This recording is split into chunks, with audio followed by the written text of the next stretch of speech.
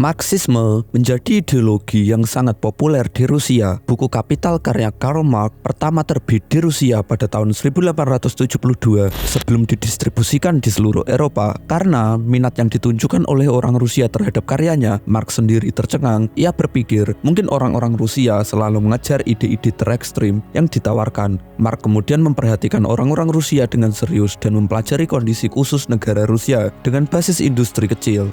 Pada abad ke-19, sejarah pemikiran dan tindakan revolusioner di Rusia dimulai pada tahun 1883. Georg Plekhanov, B.B. Axelrod, dan Feras Zesulik, tiga eksil Swiss, membentuk kelompok Marxis yang disebut The Emancipation of Labor atau emansipasi buruh. Prediksi Plekhanov terbukti tepat bahwa kapitalisme di Rusia berkembang dengan cepat dan mengorganisir jalur modern dengan pabrik besar dan konsentrasi buruh. Pada tahun 1893, Vladimir Lenin pergi ke Saint Petersburg untuk berusaha menggabungkan beberapa grup Marxis ke dalam Liga Perjuangan untuk emansipasi kelas buruh. Namun, Lenin ditangkap lalu dikirim ke Siberia dan kembali lagi pada tahun 1900 untuk membantu mendirikan Koran Iskra.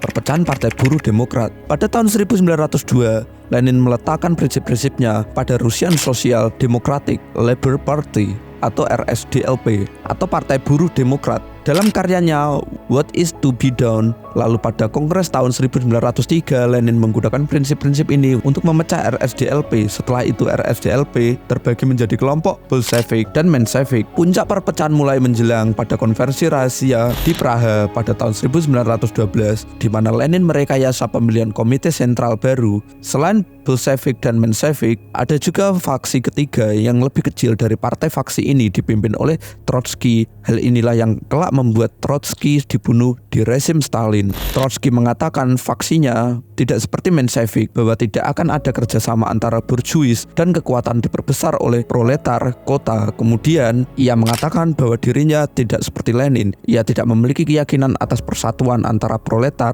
dan petani. Lalu yang terakhir dan paling penting, Trotsky meyakini revolusi permanen, yaitu sebuah ide bahwa revolusi di Rusia hanya dapat berlangsung jika disertai dengan revolusi di negara industri berkembang yang lainnya. Dalam berbagai pandangan, Lenin dianggap mengkhianati revolusi sebab ia bukan proletar murni. Lenin mengidentifikasi proletar dengan partai penjaga, penggantinya Joseph Stalin. Melengkapi itu dengan mengawinkan Marxisme dengan gaya tradisional Rusia Asia Byzantine yang otokratis. Kemudian Stalin menjadi Tsar Merah.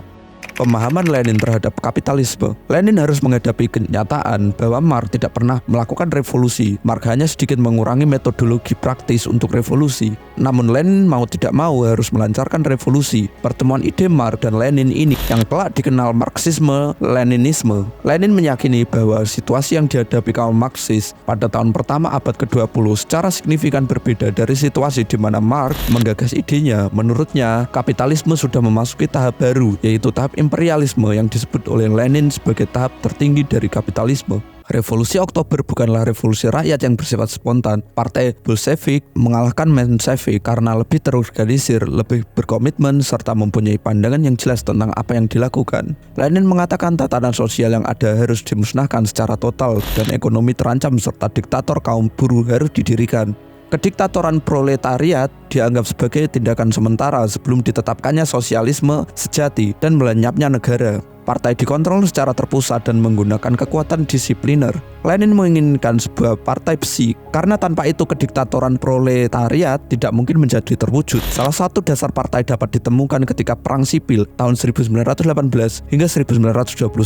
Lenin mulai mengecam siapa saja yang kehilangan kepercayaan terhadap komunis. Ia menciptakan CK yang pertama untuk menyapu bersih semua oposisi. Ia memperkenalkan sistem sensor dan pemerintahan satu partai dan membubarkan parlemen Rusia yang terpilih secara demokratis. Stalin dan ambisi kekuasaan yang brutal.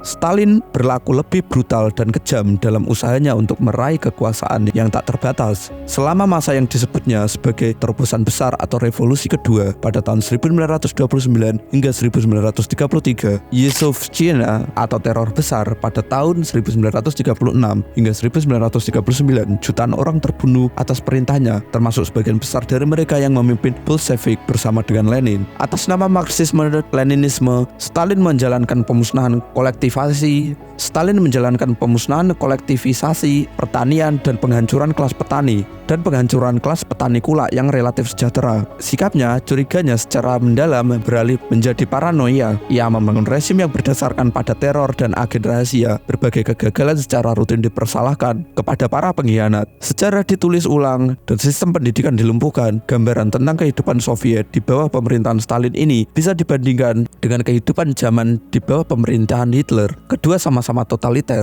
dalam hal memaksakan tuntunan total kepada seluruh masyarakat dan tidak memberi masyarakat kebebasan secara ekonomi, politik, sosial, budaya, dan psikologi. Penutup.